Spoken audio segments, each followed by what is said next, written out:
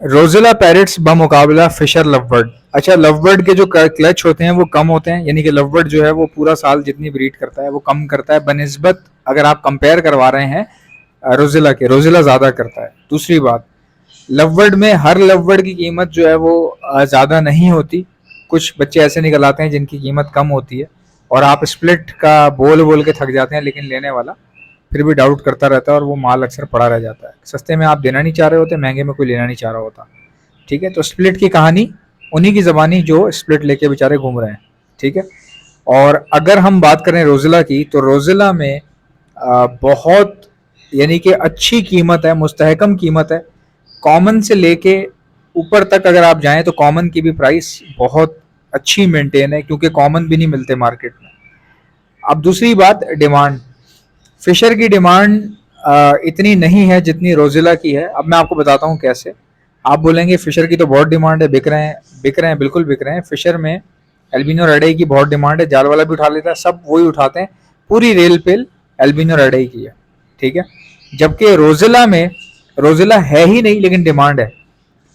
Fisher तो चलो बेचने के लिए तो है ना आपके पास, लेकिन अगर कंपैरिजन, मैं कंपैरिजन करवा रहा हूँ इसलिए मैं ये बात कह रहा हूँ। रोजिला की डिमांड बहुत है लेकिन देने के लिए रोजिला नहीं है। ठीक है, अच्छा अब दूसरी बात, रोजिला कितने बच्चे दे सकता है? रोजिला भी उतने ही बच्चे देता है जितने फिशर देता है एक क्लच में। एक क्लच में फिशर 5 से 6 बच्चे दे सकता है, ज्यादा से ज्यादा, कम से कम 2 से 3। रोजिला का भी ऐसा ही है, कम से कम 2 से 3, ज्यादा से ज्यादा फिर 6-7 भी देता है ये। ठीक है, तो तकरीबन एक क्लच में बच्चे देने का एवरेज एक जैसा ही है। अच्छा, अब बात की जाए अगर मिसाल के तौर पर एक्सपेंसेस की, तो लवबर्ड पे जो एक्सपेंसेस हैं वो ज़्यादा लगते हैं। कैसे, मैं आपको बताता हूँ।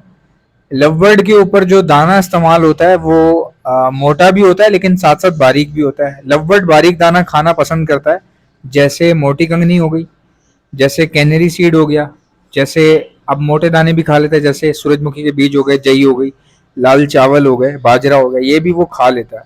लेकिन ज़्यादा जो पसंद करता है वो बारीक दाना पसंद करता है, जिसकी वजह से लवबर्ड का जो एक्सपेंस है वो ज़्यादा है।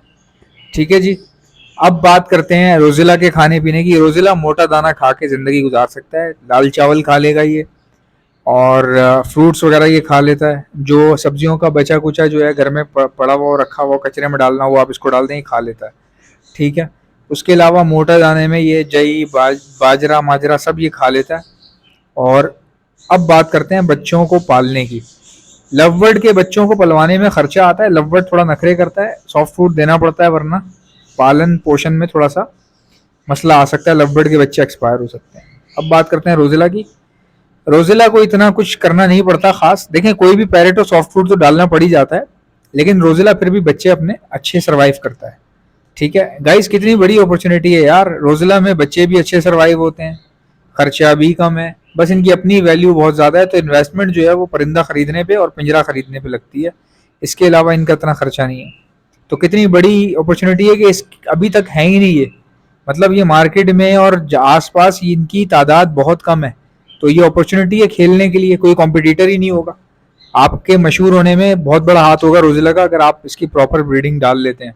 देखें भाई, नाम जो है ना वो होता नहीं है, खुद बनाना पड़ता है। जैसे मुझे नवीद शेख साहब बहुत अच्छे लगते हैं, मतलब बड़े ज़बरदस्त उनकी पर्सनालिटी है। और पर्सनालिटी मैं क्यों कहता हूँ, देखें मजहबी आदमी है, नमाजी आदमी है, तो अच्छा बंदा है, परहेजगार बंदा है।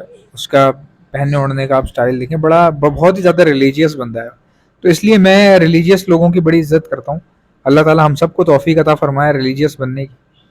तो उन्होंने, देखें लवबर्ड क्या था, कुछ भी नहीं था। नवीद शेख से पहले लवबर्ड क्या था, कुछ भी नहीं था भाई, कुछ भी नहीं था। मैं आपको मजाक नहीं कर रहा, लोग लेते होंगे लवबर्ड उस वक्त भी, लेकिन भाई कोई इतनी बड़ी डिमांड थी नहीं लवबर्ड में। ठीक है ना, इतनी बड़ी डिमांड नहीं थी कि बहुत कमर्शियल लेवल पे कोई काम नहीं था ऐसा लवबर्ड का। हद से हद एल्बिनो, बस एल्बिनो रेड आई और वो लोटिनो रेड आई, बस ये था। लोटिनो ब्लैक आई, लोटिनो रेड आई, एल्बिनो ब्लैक आई, एल्बिनो रेड आई। नवीद शेख साहब आए, उन्होंने जेनेटिक्स को एक्सप्लेन किया, बताया लोगों को भाई ये होता है, मतलब यूमलेलिन, पता नहीं क्या होता है वो इसके अंदर, यार मेरे नाम जहन से निकल जाता है उसका। इतना मुश्किल नाम है, यूमेलेलिन करके कुछ होता है ऐसे ना। तो वो उन्होंने बताया कि भाई इसमें ये होता है, इसमें ऐसे होता है, जेनेटिकली इसको ऐसे लगाया जाता है। फिशरी क्या होती है, फिशरी किसी को पता ही नहीं था कि फिशरी किसको बोलते हैं। फिशरी में और पर्सनाटा में और ओपलाइन में फ़र्क समझाया। वरना मुझे अच्छे से याद है, जाल वाले के पास ओपलाइन के 1-2 दाने होते थे, उसको खुद भी नहीं पता होता था कि ये ओपलाइन है। मजाक नहीं कर रहा मैं। तो शेख साहब ने समझाया, लोगों को बताया, इतना वीडियो बनाई, इतना एक प्रॉपर एक चीज़ को मार्केट किया। तो अच्छी बात है ना भाई, अपना कमाते हैं तो अपना करते हैं, आप भी करें, आप सब लोग करें। जो बजरी बेचता है वो बजरी को मार्केट करे। उन्होंने वीडियो बना के और बड़े मेहनत के बाद ना दिखा दिखा के समझा समझा के लोगों को उन्होंने एक डिमांड जो है वो खड़ी कर दी, और वो खड़ी होगी डिमांड।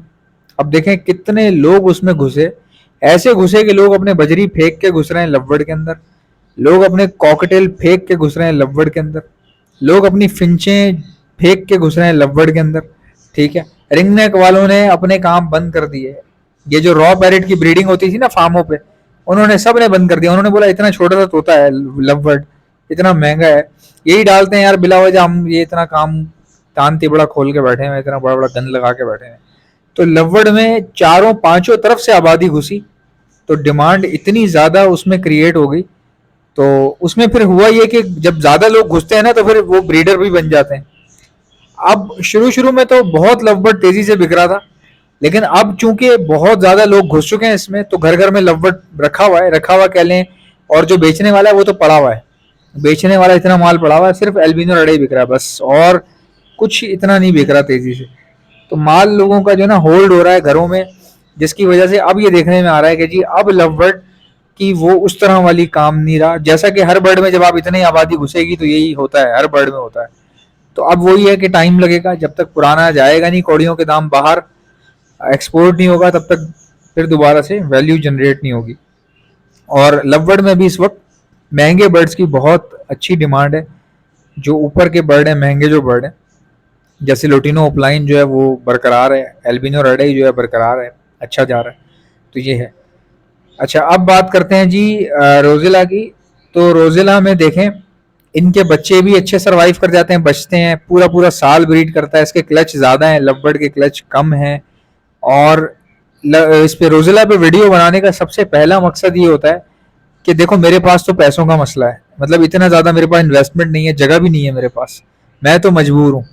ठीक है, लेकिन मुझे नॉलेज है, सब कुछ है। लेकिन भाई मिसाल के तौर पे एक आदमी को जहाज उड़ाने आता है, लेकिन जहाज नहीं है उसके पास। अब पायलट का अपना जहाज तो होता नहीं है ना। अब आप पायलट को बोले तुझे जहाज उड़ाना आता है, तेरे पास खुद जहाज तो है ही नहीं, अपना जहाज कहाँ है तेरा?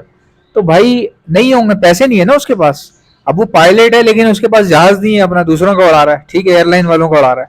इसी तरह मेरे पास लोग बोले तेरे पास खुद रोजिला है, तो रोजिला के बारे में बातें कर रहा है। तो भाई मेरे पास नहीं है, मैं मानता हूँ, लेकिन मैं कोशिश करूंगा ऐसे ऐसे इसको मैं कवर करूँ। लेकिन जिसके पास पैसा है, या जो ऐसे लोग हैं जिनके पास जगह है, थोड़ा बहुत कर सकते हैं, 2-3 पेड़ डाल सकते हैं, डाल लें, कोई ऐसा इशू नहीं है। मकसद सिर्फ ये होता है कि यार किसी के चेहरे पे मुस्कुराहट आ जाए वीडियो देख के, एंटरटेन हो जाए। इन्वेस्टमेंट भाई, तुम्हारे इन्वेस्टमेंट करने से मुझे क्या मिलेगा? रोजिला मेरे पास है नहीं, तुमने मुझसे खरीदना नहीं है, मुझे क्या मिलना है आप बताओ? अगर मेरी वीडियो देख के आपको 2% भी फायदा हो जाए तो मेरे लिए सदका जारी है, मुझे दुआएं दें आप, मुझे अल्लाह ताला सवाब देगा इस चीज़ का। गाइज, अगर आप लोग मुझे सपोर्ट करना चाहते हो तो एक तरीके से कर सकते हो, सब्सक्राइब तो करना ही करना है, वो तो करना ही करना है, लाइक भी करना है। लेकिन सपोर्ट क्या है? दाना मैं सप्लाई करता हूँ all over the Karachi, all over the Karachi आप दाना मंगवा सकते हैं मुझसे घर बैठे, 20 किलो, 30 किलो, 50 किलो, जितना चाहिए आपको मिल जाएगा। उसके अलावा ब्रीडिंग सीजन आ रहा है, ब्रीडिंग मल्टीविटामिन मिल जाएगी मेरे पास, calcium plus vitamin D liquid मिल जाएगा आपको, और एंटी लाइसिस स्प्रे, जो परिंदों में जुआ हो जाती है वो एंटी लाइसिस स्प्रे मिल जाएगा। कॉकरोच के लिए आपको मिल जाएगा मेरे पास से जितनी भी दवाइयां हैं, जो क्या कहते हैं उसको, इलेक्ट्रोलाइट्स मिल जाएंगे आपको मेरे पास, सस्ते तरीन इलेक्ट्रोलाइट, 900 रुपए का इलेक्ट्रोलाइट भाई, 600 से 900 रुपए का इलेक्ट्रोलाइट मिल जाएगा आपको मेरे पास से। और इसके अलावा डॉक्सीसाइक्लिन मिल जाएगी जो बच्चों को बचाने में मदद देती है, दाना मैं सप्लाई करता हूँ ऑल ओवर द पाकिस्तान में, चीजें भेजता हूँ। कोई भी चीज चाहिए उसका नाम लिखें, सेंड कर दे मुझे मेरे व्हाट्सएप के ऊपर। मेरा व्हाट्सएप का नंबर है 0327231040। इंशाल्लाह मिलते हैं नेक्स्ट वीडियो में। वीडियो को लाइक, चैनल को सब्सक्राइब। अल्लाह हाफिज।